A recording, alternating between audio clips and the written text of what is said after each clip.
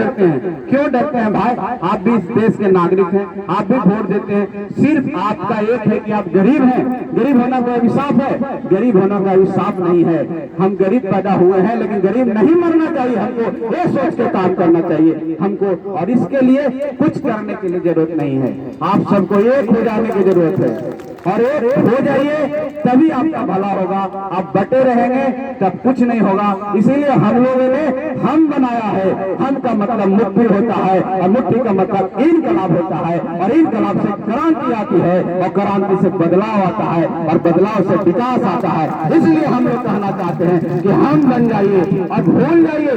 बहुत सारी परेशानियां हो सकता है आपको राजेंद्र यादव जी से परेशानी हो सकता है आपको कुमुद जी से परेशानी हो, लेकिन एक बड़ा लक्ष्य पाने के लिए छोटे छोटे जो मतभेद होते हैं, छोटे छोटे जो मनभेद होते हैं, उसको भूल कर हमको काम करना होगा, तभी बड़ा लक्ष्य प्राप्त होगा भाइयों। और दूसरे से सीखना होगा आपको कि देखिए कैसे चुनाव में, आज चुनावी व्यवस्था में कैसे लोग मत देते हैं और किस तरह से एकजुट हो जाते हैं। ये सीखना होगा, और अच्छी बातें हर लोगों से सीखनी चाहिए। अगर एक दुश्मन भी आपका है तो उससे भी आपको अच्छी बातें सीखना है, तभी आपको भला होगा। और मैं इतना ही कहूंगा कि अपने बच्चों को शिक्षा दीजिए, अपने बच्चों को शिक्षित कीजिए।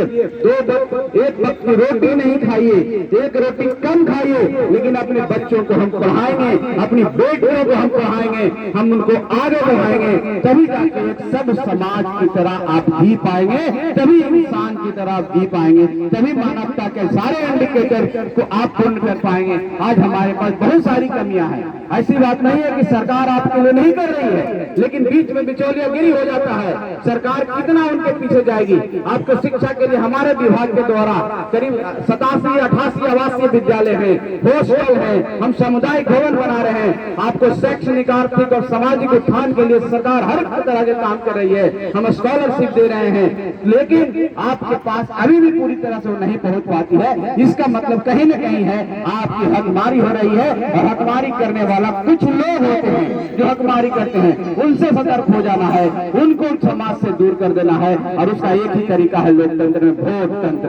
और वोट तंत्र का मतलब है एक होकर के वोट दीजिए, निश्चित तौर पर आपका भला होगा।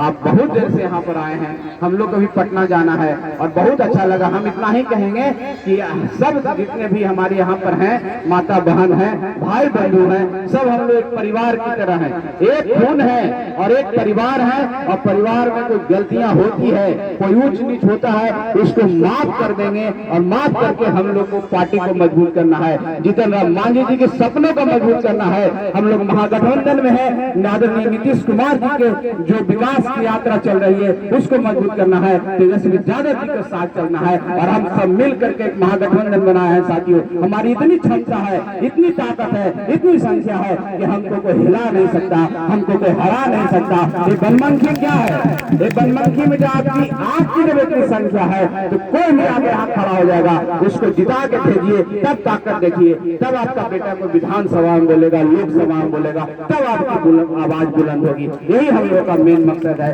और पार्टी बनाने का भी यही मकसद है भाइयों, कि पार्टी के माध्यम से हम समाज को एकजुट करने चले हैं, गरीबों को एकजुट करने चले हैं, और उनको स्वाद सिखाने चले हैं कि सत्ता का क्या मतलब होता है, सत्ता में रहने से कितनी ताकत होती है। और एक गर्व की बात है, जब जीतन राम मांझी मुख्यमंत्री हुआ करते थे तो आपको भी गर्व होता होगा कि हमारा कोई भाई, हमारा कोई बेटा, हमारे बीच का एक व्यक्ति इस राज के शासन पर है, राज का मुखिया है। तो उसी तरह से फिर सपना देख करके अपनी ताकत से सरकार बनाइए। हम जहां रहे, जिनके साथ रहे, एक हम जिसके साथ रहेगा उसकी सरकार बननी चाहिए। इस तरह का ताकत हमको पैदा करना है, और वो ताकत पैदा करने के लिए हम सबको एक होना होगा।